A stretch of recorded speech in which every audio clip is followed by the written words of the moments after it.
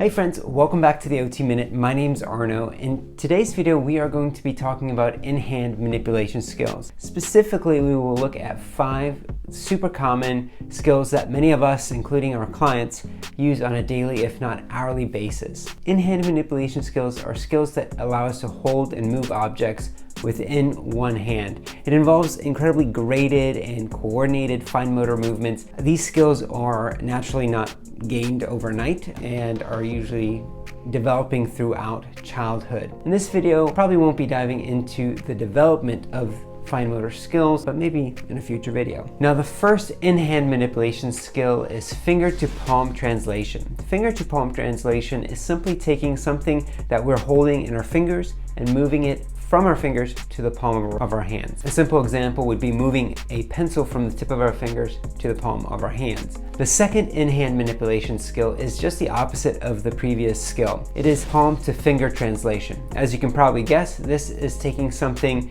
that is in the palm of our hand and moving it to the fingers so that the fingers of that same hand is holding the object. We can use the same example as before, where we move a pencil or pen in the palm of our hand towards the fingers. A quick note about finger to palm translation and palm to finger translation, as well as many of the other skills that we will talk about in this video, is that you can also do these in-hand manipulation skills while holding something in the ulnar side of the palm. When doing this is called in-hand manipulation with stabilization. This takes a good bit more coordination and good dissociation of the radial and ulnar sides of the hand. For example, you can have finger to palm translation with stabilization and palm to finger translation with stabilization. I like that differentiation because it allows us to better communicate the complexity of the movement or skill that is being used during an occupation or activity. A couple practical functional examples of when we may use stabilization would be during money management, where someone picks up coins from a flat surface and moves it to the palm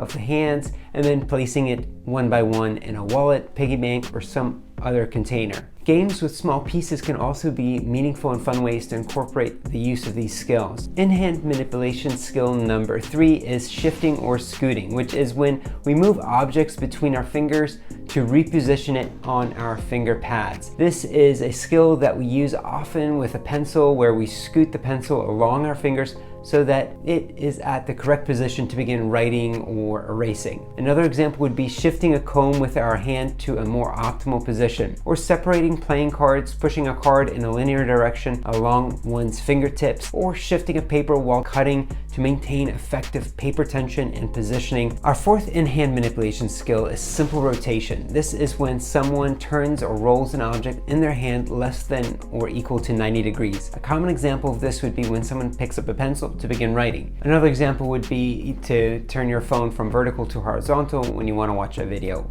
Our fifth in-hand manipulation skill is similar to skill number 4, but a bit more complex. In fact, it's called complex rotation. This is when a person turns something within their hand 180 to 360 degrees. A classic example of this would be when you're writing with a pencil and you turn it around to erase. That 180 degree rotation of the pencil between the pads of the finger would be an example of complex rotation. Thank you again for joining me on the OT Minute. If you have any questions or comments, or would like more OT related content and you haven't subscribed yet, don't forget to subscribe. Drop your comments and questions down below. I look forward to reading them. As always, feel free to check out the description of this video for any helpful, hopefully, resources, discounts, anything else that I can add down below to help you.